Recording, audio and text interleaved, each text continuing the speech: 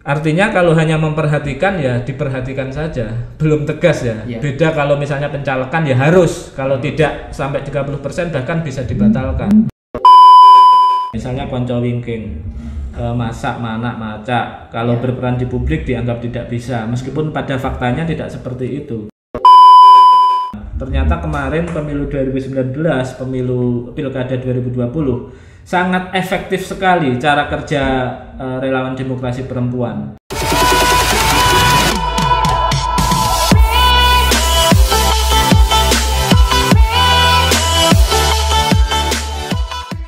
Sobat Gude, dimanapun Anda berada, Assalamualaikum warahmatullahi wabarakatuh.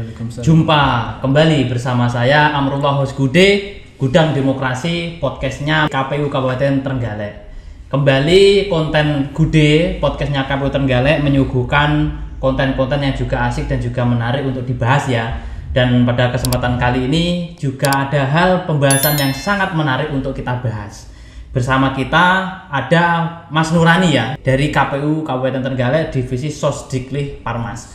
Pada kesempatan kali ini Mas Nurani akan membahas tentang tanggal 22 Desember yang merupakan Hari Ibu, yang kata Mas Nurani itu hari gerakan perempuan, dan juga bagaimana sih sebenarnya peran-peran perempuan dalam hal konteks demokrasi, mulai dari pemilu utamanya sampai ke pemilu di tahun 2024 nanti, menyongsong tahun 2024.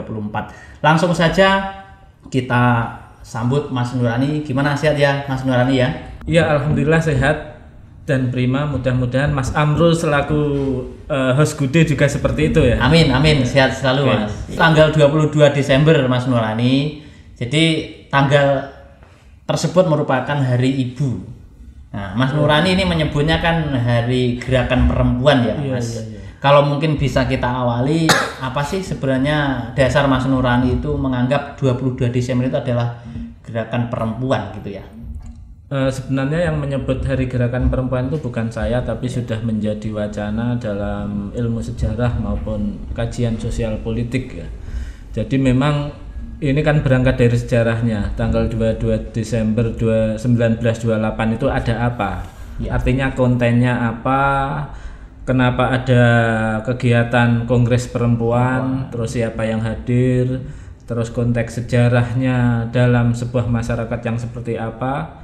Apa yang dibicarakan oleh para perempuan waktu itu, termasuk tokoh-tokoh perempuan yang berpidato, tema-temanya seperti apa. Kenapa disebut Hari Gerakan Perempuan, meskipun sudah ditetapkan oleh Presiden Soekarno pada 1953 kalau nggak salah, dalam Kongres Perempuan kesekian gitu ya, tanggal 22 Desember juga. Tapi maksud saya, kalau kita menyebut Hari Ibu itu sebenarnya ada persepsi yang kemudian terbangun di masyarakat, itu seakan-akan 22 Desember itu adalah Hari Ibu seperti Mother's Day di beberapa negara lain. Jadi yang namanya Mother's Day itu, Hari Ibu itu yang biasanya dirayakan pada hari Minggu pertama kalau nggak salah di bulan Mei, dan itu sudah jadi semacam peringatan internasional itu tiap tahun. Itu kan Hari Ibu dalam konteks ibu sebagai sosok orang atau perempuan yang hanya berperan dalam ranah domestik. Ya. Artinya ya peringatannya biasanya membebaskan ibu kita, tidak masak, tidak mencuci, tidak macam-macam, dan itu biasanya anak bapak bekerja sama untuk menggantikan perannya. It's fine, saya pikir nggak masalah. Tapi maksud saya ketika masyarakat harus dididik untuk melihat bagaimana 22 Desember itu harus dilihat, sebenarnya akar sejarahnya itu adalah ya Hari Perempuan dalam konteks Hari Gerakan Perempuan, karena disitulah pertama kali para perempuan dari berbagai organisasi yang waktu itu merupakan sayap organisasi-organisasi yang sudah ada seperti Budi Utomo, Muhammadiyah, Jongjong dan lain-lain, PNI dan lain-lain, itu berkongres selama 3 hari kalau nggak salah, 22 sampai 25. Dan di sana itu membicarakan nasib perempuan, bukan individu tapi kaum perempuan secara umum. Di tengah-tengah masyarakat kita yang waktu itu masih dijajah oleh Belanda, karena 1928 itu kan kita berada di pemerintahan kolonial ya. Ya, artinya sekarang di pemuda milenial itu kan pada tanggal 22 Desember itu ketika memperingati Hari Ibu itu kan sering selfie bersama ibunya, selamat Hari Ibu gitu ya. Artinya tidak sesempit itu kah tentang arti definisi tentang Hari Ibu kalau kita kontekskan dengan sejarah tanggal 22 Desember. Ya artinya kalau peringatan oke. Tapi saya pikir memang kebanyakan masyarakat karena mungkin ya tidak atau jarang membaca sejarah terjadinya sesuatu, ya memang rata-rata peringatannya kemudian ya justru domestifikasi perempuan itu. Karena kalau kita lihat 22 Desember 1928 itu justru perempuan ingin mencoba menyikapi situasi sejarahnya, ingin keluar dari rumah, berorganisasi, membicarakan nasib orang lain, bahkan bangsa dan bangsa perempuan itu sendiri. Tapi Hari Ibu itu diperingati misalnya kalau lombanya hanya macak-macak, terus kemudian masak-masak, itu kan artinya justru yang dirayakan di sini adalah peran domestik.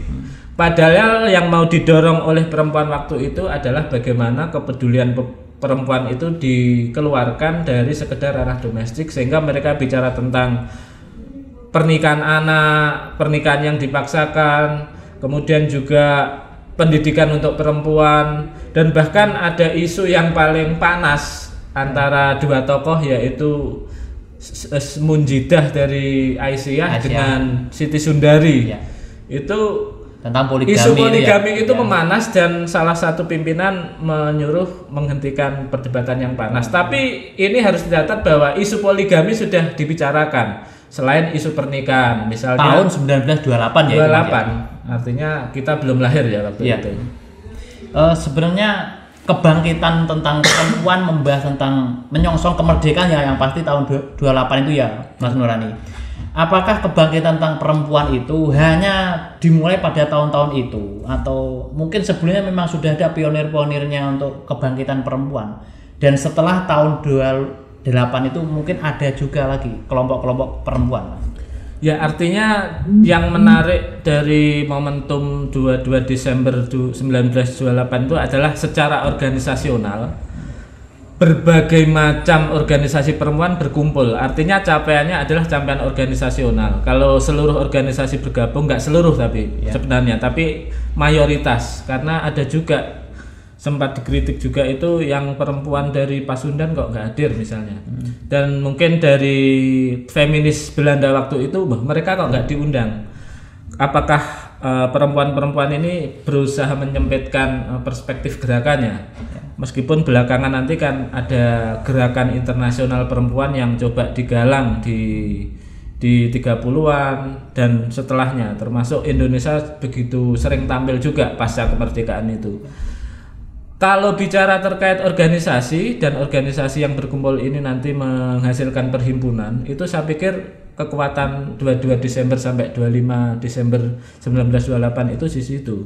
Tapi bahwa kemudian percikan-percikan atau tuntutan-tuntutan bahwa perempuan itu pengen mengejar kesetaraan, pengen berperan di luar rumah, tidak hanya terdomestifikasi, tidak hanya tunduk patuh sebagai abdi suami, itu sebenarnya kan sudah lama ya.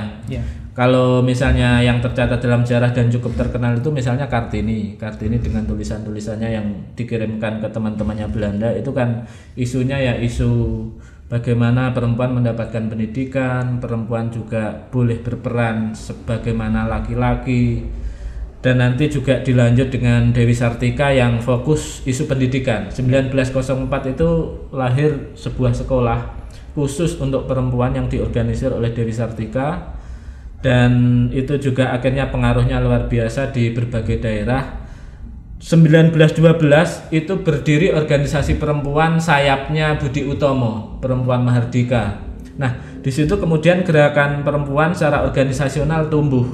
Misalnya Aisyah 1917 di Jogja, Wanito Susilo di Jawa Tengah dan lain-lain. Berikutnya organisasi-organisasi ini kan berusaha memiliki perspektif penyatuan.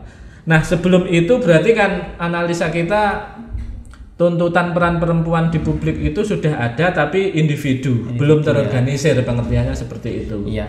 Kalau tentang peran perempuan dalam sejarahnya kan sebegitu besarnya ya, yang hubungannya tentang menyongsong kemerdekaan, kesetaraan dan memang tidak ada pemisah dengan laki-laki dan perempuan ya dalam arti konteks peran.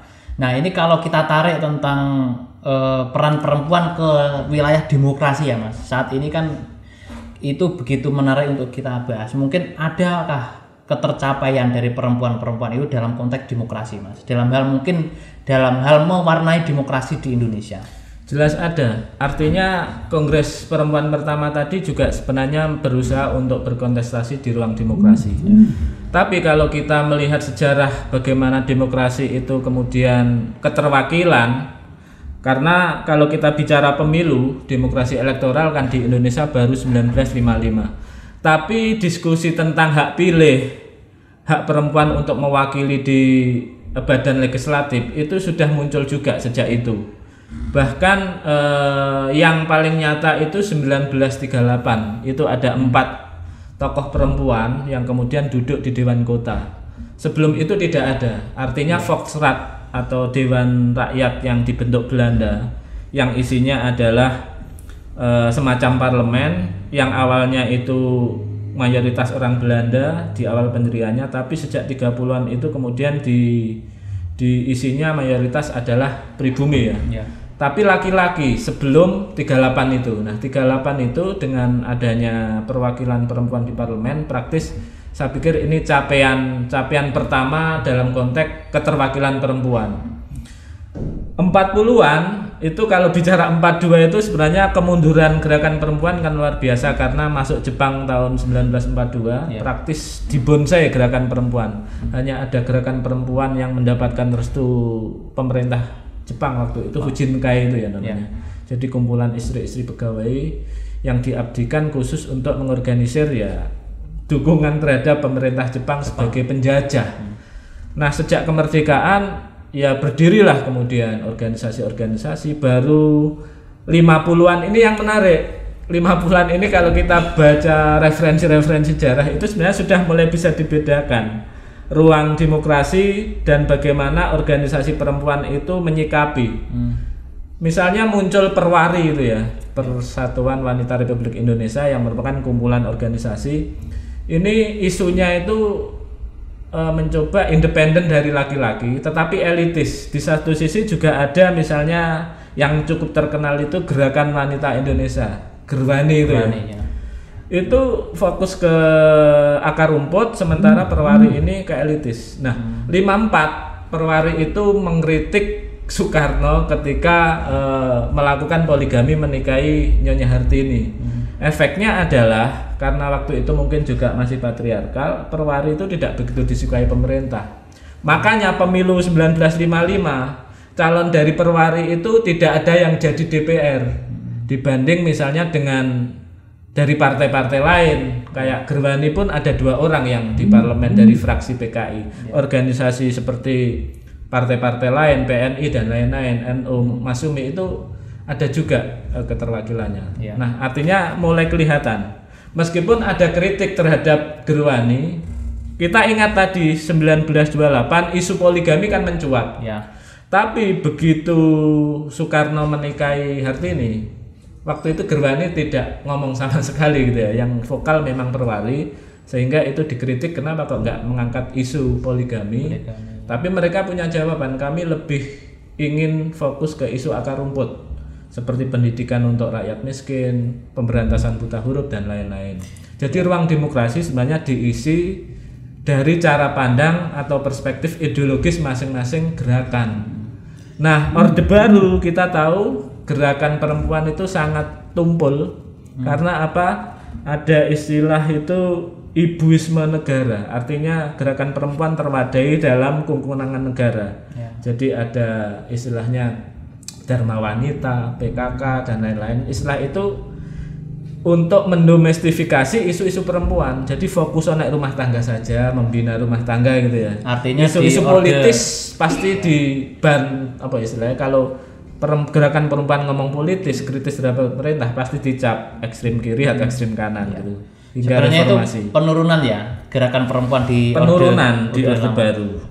Orde Lama kan bagus ya, jadi setiap orde itu sebenarnya mewarnai dari gerakan-gerakan Orde Lama luar biasa karena perwakilan perempuan di kongres-kongres internasional itu tampil dan memang diwadahi oleh negara. Oleh negara ya demokratis karena berbagai organisasi perempuan, sayap-sayap partai, organisasi massa itu perempuannya luar biasa. Gerwani itu juga banyak anggotanya, 1557 itu tercatat 650.000 anggota. Belum lagi NU, Fatayat Muslimat, PNI dan lain-lain, itu kan luar biasa. Ya. Kalau ini dikaitkan dengan KPU sendiri Mas, sebenarnya posisi perempuan itu oleh KPU itu ditempatkan di mana? Mungkin dilihat dari sudut pandang undang-undang ataupun peraturan-peraturan PKPU Mas. Ya, kalau perempuan ini dari sisi penyelenggaraan pemilu atau demokrasi elektoral kan kita mengenal 3 unsur itu ya yang sering kita diskusikan. Setidaknya sebagai penyelenggara, sebagai kontestan atau peserta pemilu, atau sebagai pemilih ansih, meskipun pemilih bisa juga penyelenggara maupun sebagai kontestan. Nah, ada dinamika yang menarik sebenarnya. Kalau sebagai kontestan ini kan kita sering mendengar istilah affirmative action gitu ya. Affirmative action itu artinya mohon perempuan itu diberi ketegasan untuk diberikan ruang yang didukung oleh regulasi. Artinya kita sering mendengar kuota 30% perempuan. Itu berlaku, seingat saya itu di partai politik itu kalau pengurus pusat itu 30% harus perempuan, meskipun tidak berlaku di tingkat bawahnya kalau nggak salah ya. Tapi pusat setidaknya ada affirmative action bahwa pengurus tingkat pusat partai itu menurut Undang-Undang Nomor 2 2008 misalnya itu harus 30% perempuan. Itu partai politik. Meskipun demikian masih bisa kita diskusikan apakah perempuan bisa mewarnai di partai politik. Nanti ngomong partai politik sebagai peserta pemilu, nanti kita juga akan bicara tentang affirmative action kuota 30% perempuan dalam mencalonkan. Itu baru muncul seingat saya 2004 tahun 2004. Sebelum itu nggak ada. Bahkan pemilu pertama kali 99 itu keterpilihan perempuan di anggota DPR itu sangat kecil sekali. Kalau nggak salah 9%. Bahkan lebih rendah daripada era Orde Baru yang rata-rata belasan persen. Nah, artinya setelah ada kuota 30% perempuan itu sebenarnya tujuannya ingin mengangkat perempuan itu masuk ke calon-calon dalam pemilihan ini, sehingga partai politik kemudian diwajibkan untuk memberikan kuota 30% kepada perempuan, meskipun sistem siper itu baru dikenalkan belakangan, bukan 2024 seingat saya. Artinya dulu partai politik kalau menempatkan calon tiap dapil itu kan sekedar 30%. 30% itu bisa di belakang sendiri atau semuanya paling belakang gitu ya. Artinya hanya untuk jogo imbuh. Siper sistem itu kan 3 calon ada perwakilan dari 1 perempuan gitu kan. Iya, tiap kelipatan 3 ya, ada 1. Jadi sekarang sudah menganut seperti itu. Itu di kontestan ya. Di penyelenggara itu sayangnya belum tegas ya. Ya ini karena undang-undangnya kan kalau pemilu Undang-Undang 7 tahun 2017 itu 30% itu konteksnya masih memperhatikan. Itu pun hanya berlaku untuk komisioner, artinya KPU RI, KPU provinsi, KPU kabupaten kota. Untuk PPK, PPS dan lain tidak ada klausul seperti itu di undang-undang. Artinya kalau hanya memperhatikan ya diperhatikan saja, belum tegas ya. Beda kalau misalnya pencalekan ya harus, kalau tidak sampai 30% bahkan bisa dibatalkan, ditolak oleh KPU dan lain-lain. Jadi sekedar memperhatikan, sehingga memang dari sisi penyelenggara, KPU misalnya selaku penyelenggara juga harus memikirkan bagaimana isu keterwakilan perempuan dalam penyelenggara ini juga menjadi menarik. Dan kemarin kita lihat banyak sekali gerakan-gerakan dari NGO untuk memastikan penyelenggara itu bisa menjadi lembaga yang kemudian terwadai para perempuan ini. Bahkan saat ini kan ada seleksi Bawaslu KPU RI ya. Ya, saat ini ya. Beberapa bulan yang lalu itu ada sebuah kampus dan bekerja sama dengan NGO yang bikin kegiatan namanya Silits, perempuan memimpin, yang coba untuk memberikan dorongan agar perempuan-perempuan yang ada di penyelenggara maupun calon-calon penyelenggara yang nanti akan mendaftar ini harus dididik dengan baik, dilatih dalam forum itu. Dan seingat saya ada teman yang cerita itu ya salah satu kontrak kerja dalam kegiatan itu nanti harus daftar dalam seleksi penyelenggara baik KPU dan Bawaslu. Ini kan dari kampus dan masyarakat. Tapi kalau dari sisi regulasi negara ya masih seperti itu, memperhatikan. Ini kan dalam konteks KPU kan masih 30% itu kan affirmative action ya. Jadi untuk menjadi penyelenggara. Apakah sebenarnya 30% itu kan sebenarnya memberikan ruang kepada para perempuan itu untuk berperan ya? Pertanyaan saya, apakah 30% yang diberikan oleh negara itu hanya untuk penyelenggara saja di KPU Bawaslu, ataukah mungkin di lembaga-lembaga publik lainnya itu juga ada memperhatikan 30% bagi perempuan itu, Mas?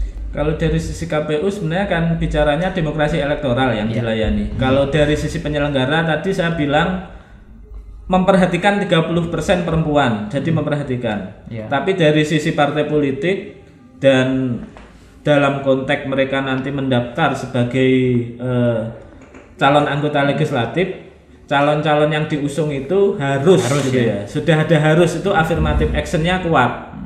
30% perempuan dalam tiap dapil caleg-caleg itu, dan ditambah lagi dengan sistem siper yang tidak hanya diletakkan di belakang. Tapi kalau dalam konteks penyelenggara baru tingkat KPU saja, belum PPK, PPS, KPPS, ad hoc belum ada di undang-undang.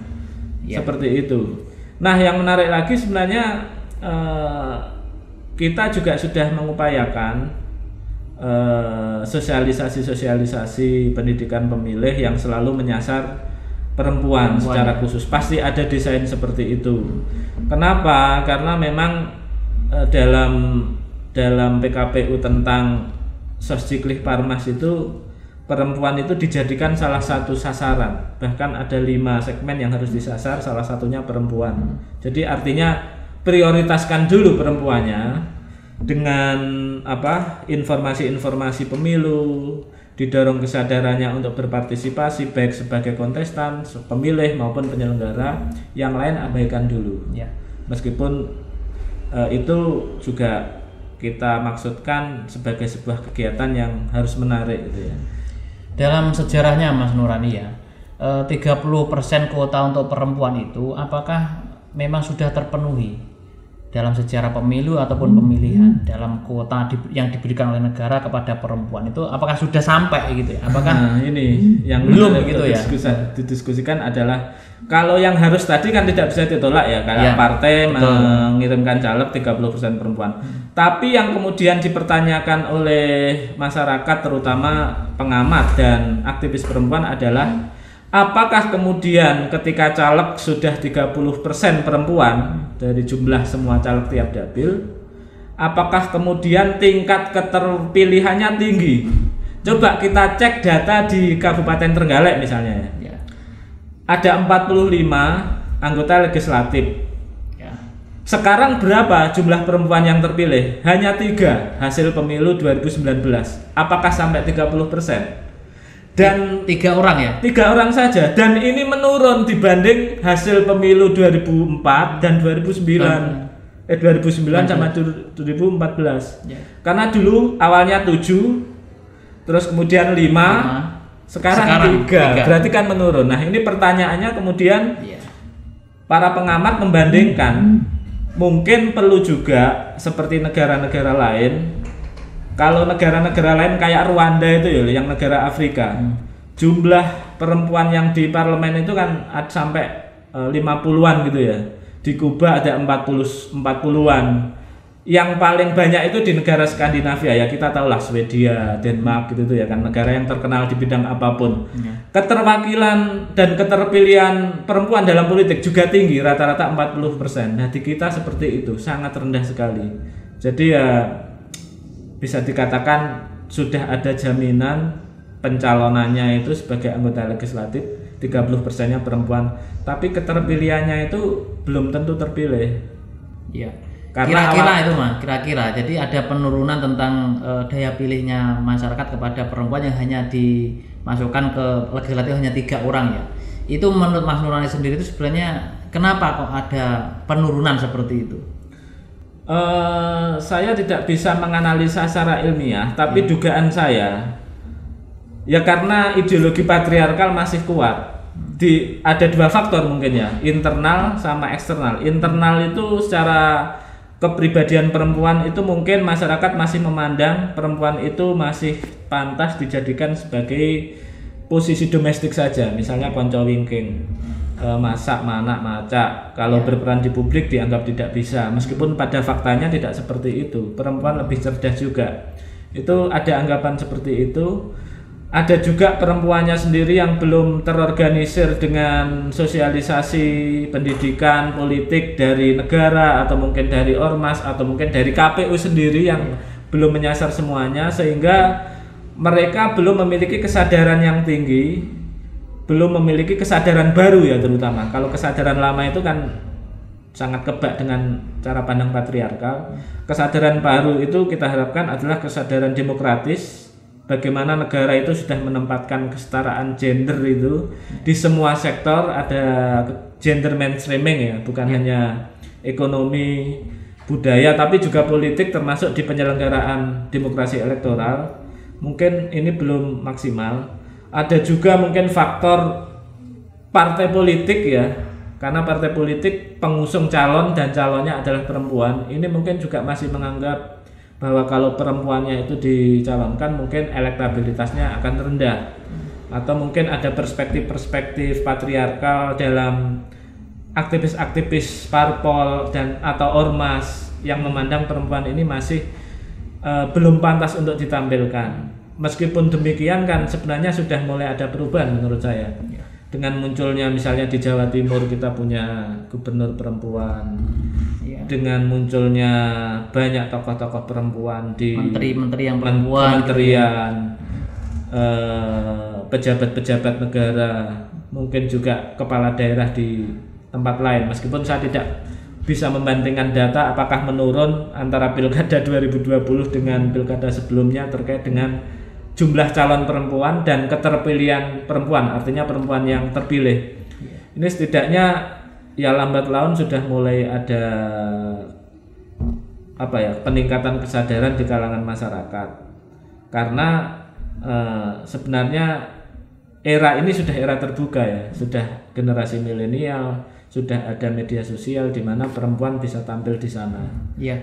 Kalau di divisinya Mas Nurani kan itu segmen perempuan kan memang segmen yang dibidik untuk hal sosialisasi ya. Mungkin akan ada strategi baru Mas menyongsong pemilu dan juga pemilihan tahun 2024. Ya tentu saja pasti ada. Kita tetap mengugemi peraturan KPU tentang sosialisasi pendidikan pemilih dan partisipasi masyarakat baik di pemilu maupun di pemilihan kepala daerah. Itu tetap menginginkan perempuan menjadi prioritas. Itu sudah tidak bisa ditawar. Sehingga dalam desain-desain itu harus kita munculkan nanti. Kita perbanyak desain sosialisasi di komunitas-komunitas perempuan. Kita nanti misalnya ada program relawan demokrasi juga akan memperbanyak perempuan. Ternyata kemarin pemilu 2019, pemilu pilkada 2020 sangat efektif sekali cara kerja relawan demokrasi perempuan. Kemampuan mereka masuk ke ormas-ormas perempuan, ke sesama kelompok-kelompok perempuan, ibu-ibu yasinan itu luar biasa. Dan kita juga harus menggandeng komunitas. Kemarin 2020 kita juga menggandeng komunitas perempuan, teman-teman Kipas kemarin dan kawan-kawan. Kita ada beberapa kegiatan sekolah perempuan. Sekolah perempuan itu isinya adalah ya belajar tentang posisi perempuan dalam masyarakat, terus nanti ditarik ke partisipasi mereka dalam konteks politik dan pemilu. Itu kemarin baru terjadi di 4 titik ya. Nanti mungkin ke depan seperti Fatayat, Muslimat Aisyah, terus kemudian remaja-remaja perempuan di ormas-ormas itu akan kita dekati. Dan yang menarik, sebagaimana kemarin kita sudah lakukan, kita juga membentuk kader perempuan di tingkat desa. Sudah ada 8 desa yang kita masuki, kita bentuk kadernya. Dan di dalamnya itu juga tidak ketinggalan banyak yang perempuan juga. Kemarin kan Mas Amrul mungkin juga beberapa sesi melihat bagaimana DP3 itu ya. DP3 peserta atau kader yang perempuan itu cukup aktif. Saya lihat di grup WA itu juga yang kita bentuk itu ya kebanyakan yang aktif sementara ini juga kaum perempuan ya. Jadi mungkin memang saya sendiri punya keyakinan bahwa kalau perempuan itu kita bekali dengan materi-materi menuju ke kesadaran mereka yang lebih tinggi, mereka akan aktif gitu ya. Jadi ini harus diprioritaskan sehingga KPU mau nggak mau harus merangkul teman-teman perempuan. Ngomong tentang perempuan dan juga peran dan juga konteks demokrasi memang sangat menarik, akan tetapi memang waktu yang memang membatasi kita dalam diskusi ya Mas. Mungkin sebelum kita akhiri ada closing statement dari Mas Nurani tentang perempuan dan juga konteks demokrasi. Ya, saya pikir kita selaku penyelenggara pemilu harus memiliki cara pandang bahwa perempuan itu tidak lebih lemah daripada laki-laki. Bahwa kesetaraan gender itu sudah menjadi cara berpikir negara dan tertuang dalam regulasi-regulasi baik di bidang kebudayaan, ekonomi, sosial, bahkan juga politik dan demokrasi elektoral dalam kepemiluan. Meskipun masih terus didorong, saya pikir praktek-praktek yang ada ini yang lebih penting karena regulasi mungkin belum memuaskan, misalnya masih memperhatikan, belum tegas dalam konteks penyelenggara. Misalnya yang diperhatikan 30% perempuan baru KPU dan Bawaslu. Bagaimana dengan di tingkat kecamatan, di tingkat desa dan lain-lain. Itu juga harus didorong. Tapi itu kembali ke regulasi. Di luar regulasi saya pikir kita harus kreatif setelah memiliki perspektif yang kuat terkait kesetaraan ini kita praktekkan dalam kegiatan-kegiatan untuk sosialisasi, untuk merekrut tenaga ad hoc, untuk